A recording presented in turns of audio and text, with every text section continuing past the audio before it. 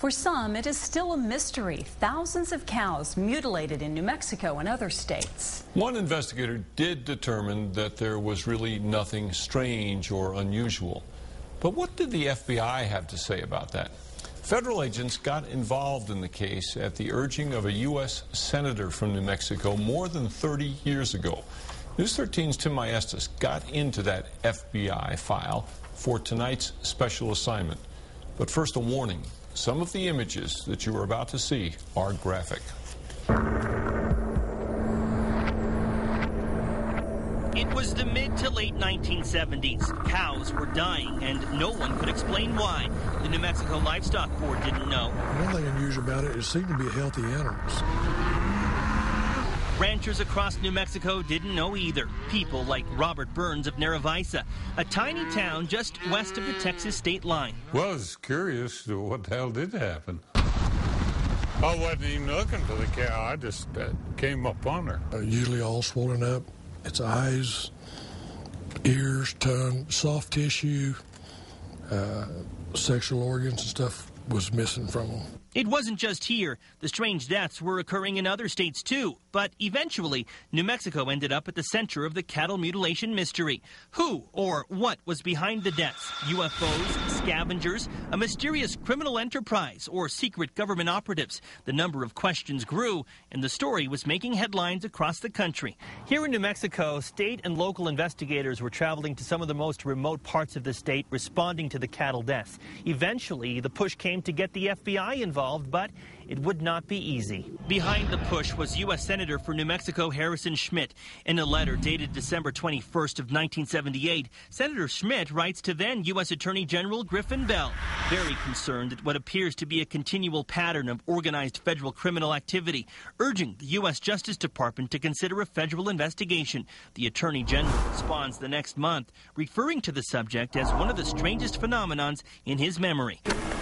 The letters are part of the FBI's 130-page file on cattle mutilations, a 1-inch thick pile of incident reports, newspaper clippings, letters, and memos that reveal a resistance on the part of the FBI to participate in the investigation. I couldn't think of any jurisdiction we would happen to think matter. When the mutilation mystery hit its peak, Forrest Putman was heading up the FBI's Albuquerque field office as special agent in charge. In March of 1979, the Justice Department directed the FBI to participate, but agents were limited to a total of 15 cattle mutilations reported on New Mexico's Indian land in federal jurisdiction. All the other cattle deaths did not appear to qualify as federal offenses. By then, the FBI's Albuquerque office had already suggested the codename Bavmut. Federal agents started coordinating with state and local agencies and sharing information. There was a lot of theories on what they were, what was causing it. The FBI was on board in a way. Included in the FBI file are memos that communicate a clear concern the FBI may have been overstepping its bounds, asking the Justice Department to secure congressional approval or an executive order clearing the way for FBI agents to investigate. In April of 1980, the FBI laboratory analyzed flakes of unknown material taken from the roof of a pickup truck whose driver reported seeing a UFO in Taos. The lab determined the flakes came from a type of exterior house paint. The flakes were sent by a retired FBI agent named Ken Rommel, who took on the role of chief investigator.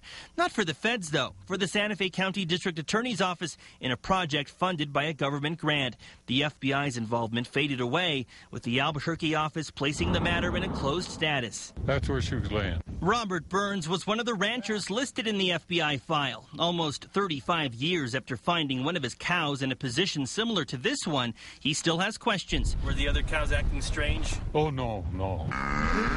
Even though he's put the mystery far behind him, the cow's death is something he cannot explain. Do you think more investigation could have been done? I think more could have been done. Because the cow wouldn't, and the critter wouldn't do that.